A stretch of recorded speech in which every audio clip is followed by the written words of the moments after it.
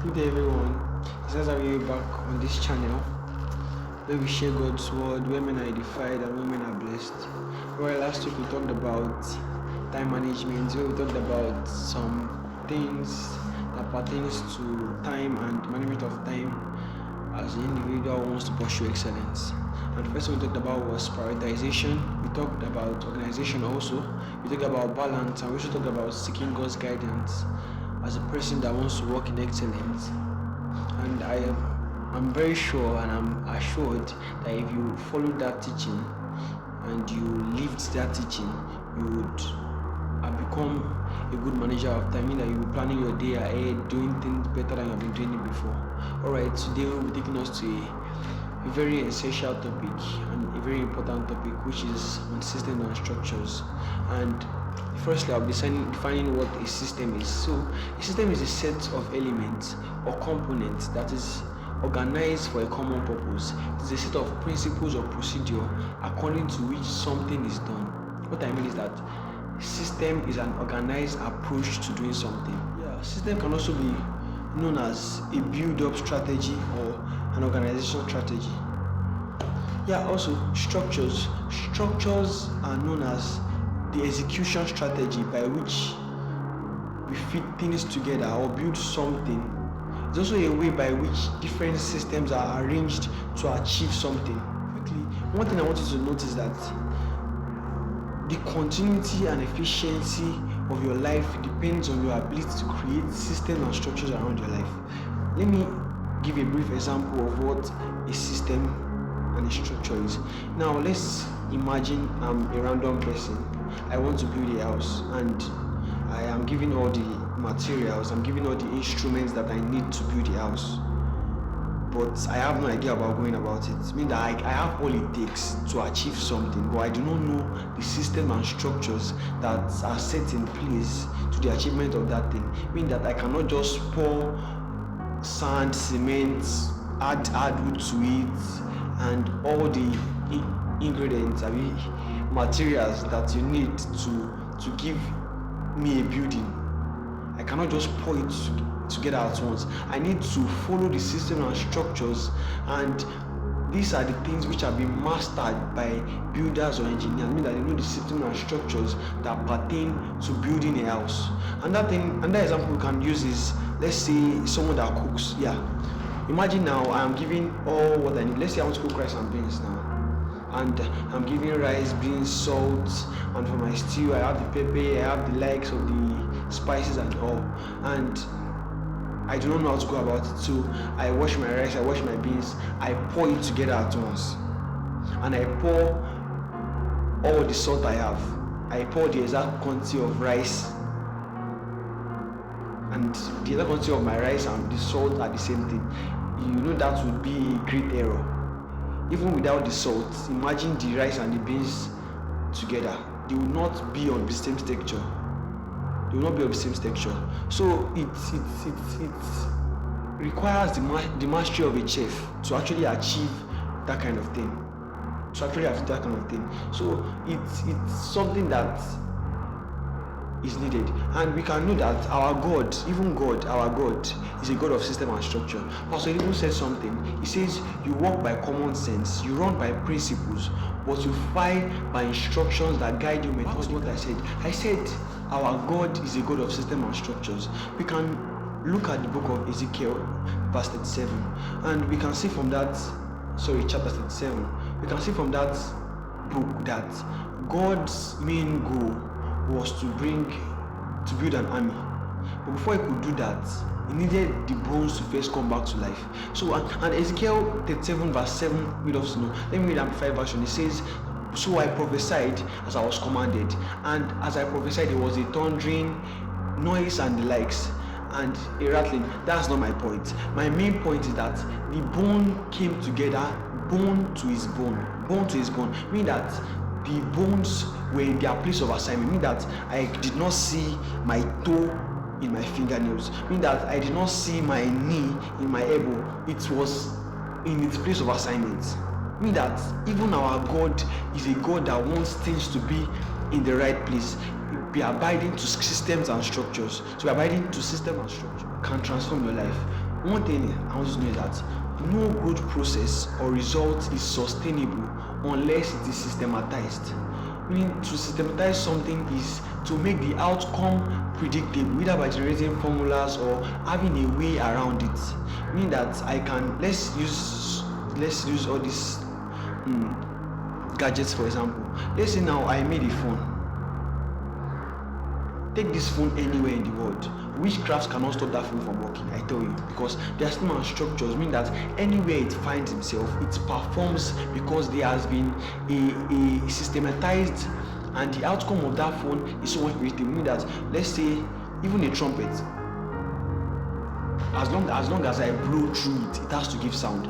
It does not have to go through any other means. As long as it is used the way it should be used, done the way it should be done, it would give an outcome like it should. Another thing I want you to know is that anything that is not systematized is prone to inconsistency. Take it or leave it, because you would see people today, their prayer life is up, their study life is down. This is because they have left the place of system and structures, and they are now doing things based on the emotion. They are doing things based on emotion. And a man that lives by emotion is like a city without a wall. Meaning that anything can come at any time. Anything you throw at him, he will just grab it, because even his time is not managed. The way he lives his life is not managed. Everything he does is not managed. Yeah. Another thing I want us to talk about is advantages of system and structures, because I've been saying a lot of things about system and structures, but if you don't understand how it benefits your life, then I don't think you would want to systematize your life. One thing I want to know is that systems and structures make it possible for everyone that engages them to have the same results. Meaning that, like I said, a trumpet, anyone that blows a trumpet would have the same results. It just depends on skill, meaning that, but it will produce sound. A keyboard, no matter where you press it in Europe, Asia, it has been systematized that wherever it is found, it would give that sound as it is pressed. Another thing is that system and structures minimizes bias and sentiment. Meaning that like I said, a man that is living an emotional life is like a city without a wall. Meaning that he is so much open to anything.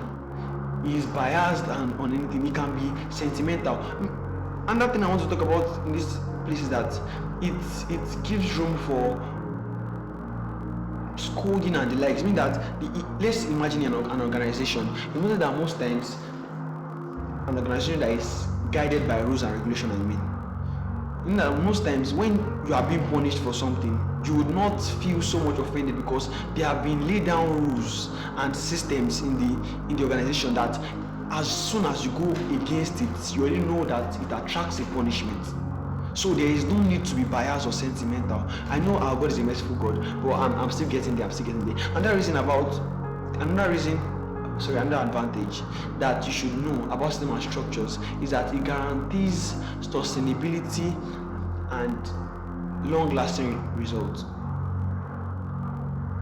I mean sustainability and longevity of results. Meaning that as long as I engage these principles, I am open to having this result time and time again.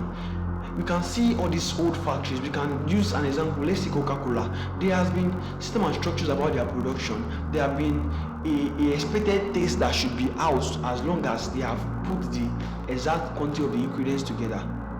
So that is why no matter what, the Coca-Cola in Europe, Coca-Cola in Nigeria, they would taste the same thing, except for we're having in the economy that Coke is no more looking as thick as it used to be. But even though we know that these things, you see some example. Another example is that you see some products and you see that their first time of production was in the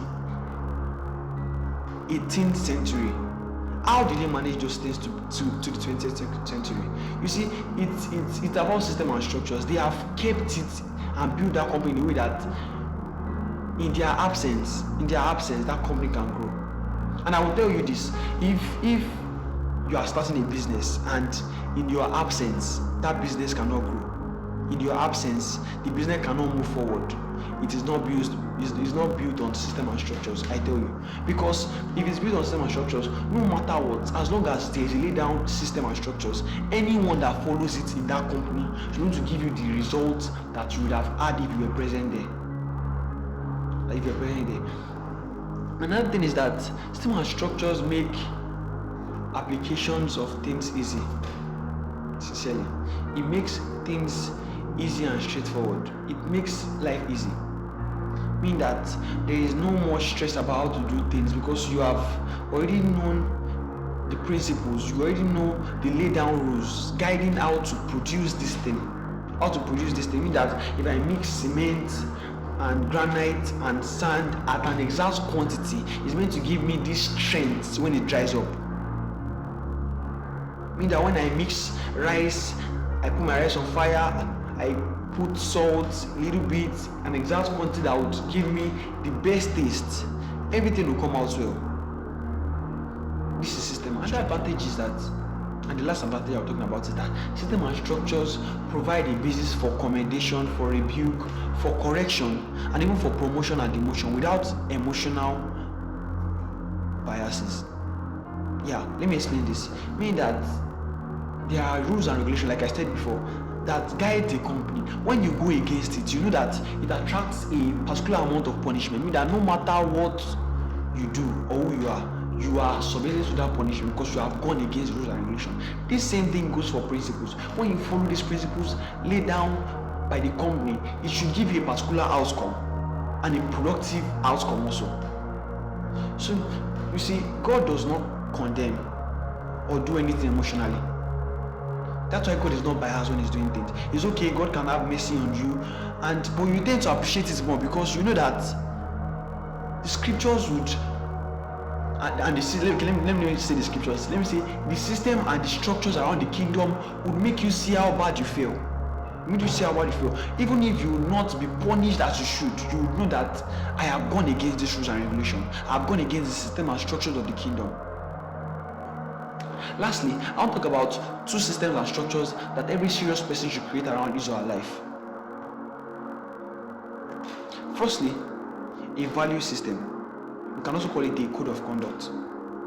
Meaning that this is how I want to live my life, this is how I want to be dressing, this is how I want to speak, this is how I want to build myself health-wise, career-wise, mentally, and in other areas of life. I mean, physically can also be included to that. And that thing is that a person should create around his life is an operational guide. How to do things based on priorities or conviction. Like I said last week on our topic of time management, doing things according to priority, balance, organization, and seeking God's guidance. Most conviction can be based on religion, can be based on scriptures, because it's a transformation of your mindset and how you want to achieve things. I believe that you have been actually so blessed by this teaching if you fully listened and followed well, and I advise that you create system and structure around your life. This teaching won't be ending here on system and structure. We'll continue next week Friday also, and I trust that you'll be blessed. Thanks for listening. God bless you.